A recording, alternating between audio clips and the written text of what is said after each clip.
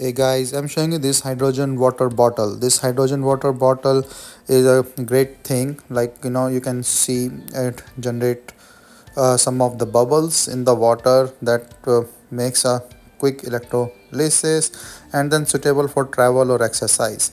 So let me just show the unboxing first. There's a manual that describe, but it should be a straightforward process. So let me just start with the bottle itself.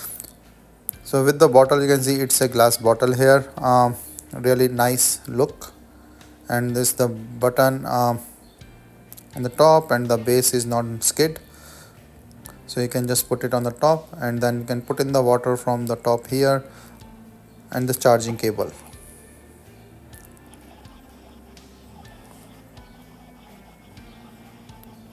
So this is the charging port that you can use this supplied USB-C cable here, and you can charge it through the USB.